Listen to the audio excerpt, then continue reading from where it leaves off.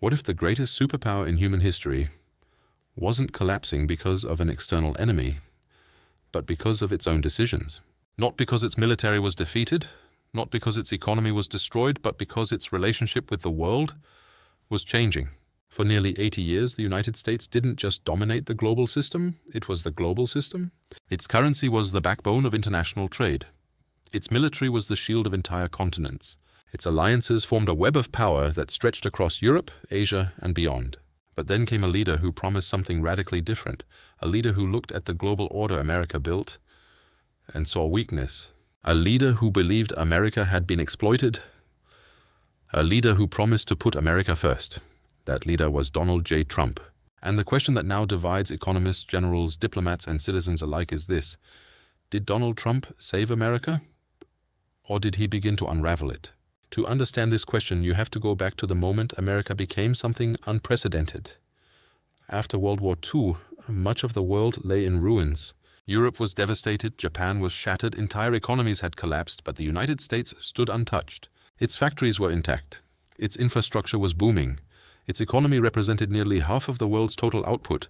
America inherited the future. In 1944, global leaders gathered in Bretton Woods. There they made a decision: the US dollar would become the world's reserve currency. This meant countries everywhere would trade using American dollars. It gave America something no empire ever possessed: financial gravity. Soon after, America created NATO, a military alliance designed to protect Western nations. But NATO wasn't just about defense. It was about trust. Europe trusted America to protect it, Asia to stabilize it. The global economy trusted America to anchor it. This trust became America's greatest weapon, because power isn't just tanks and missiles. Power is influence. Power is reliability. Power is leadership.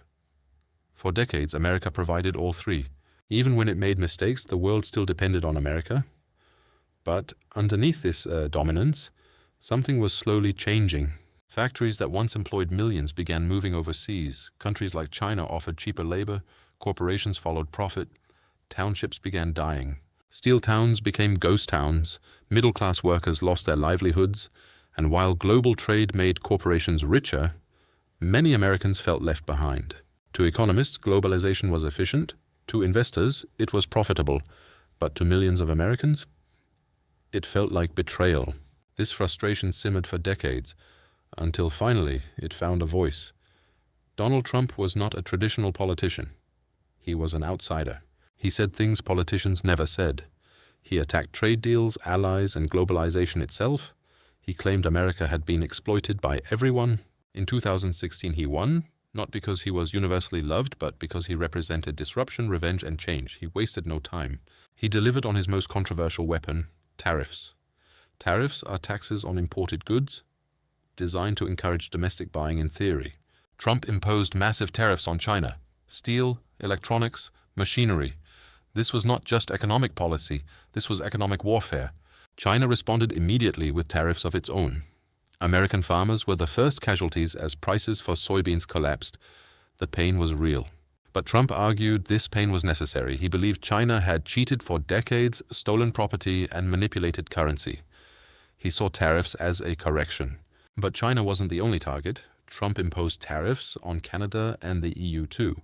Even close partners were suddenly treated as economic rivals. This shocked the world. For decades, alliances had been sacred. Now they were negotiable, even transactional.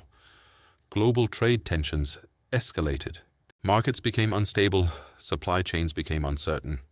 Businesses hesitated to invest because uncertainty is poison to economic growth. Critics argued Trump was weakening alliances. Supporters argued he was correcting unfairness. But the global system itself was beginning to shift. China began preparing for independence, investing in its own technology and supply chains. The trade war may have strengthened its resolve. At the same time, Trump's relationship with NATO allies grew strained.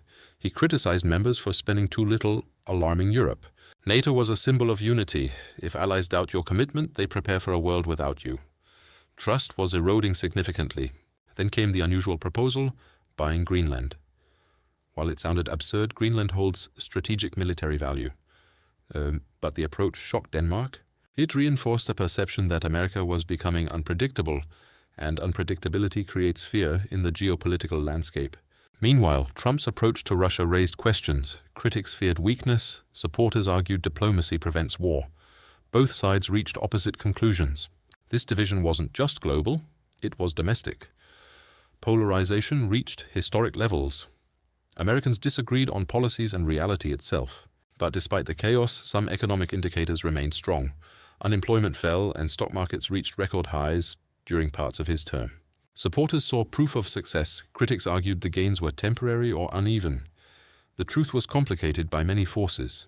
Perhaps the most profound impact was psychological. America was questioning its own role as the protector of the global order. Global power depends on perception. If the world believes you are retreating, it adapts. China and Russia expanded their own influence. The world began preparing for a multipolar reality with multiple centers of power. The direction of global history had shifted, yet supporters argued Trump didn't destroy America. He exposed uncomfortable truths about allies relying too heavily on American protection. They argue globalization hollowed out American industry. From this perspective, he was forcing America to confront reality and survive.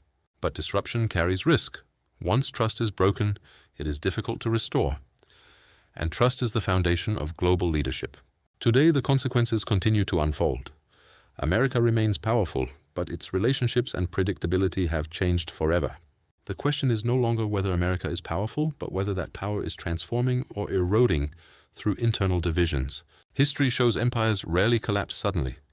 They decline gradually through decisions and shifts in strategy. The confrontation was inevitable.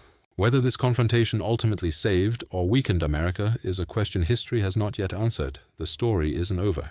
Alliances are still adjusting, rivals are still rising, and America is still deciding what it wants to be in this new era. The leader of a global order, or just another nation fighting for its own survival? The fate of empires is decided by choices, and America's most important choices may still lie ahead. History is watching.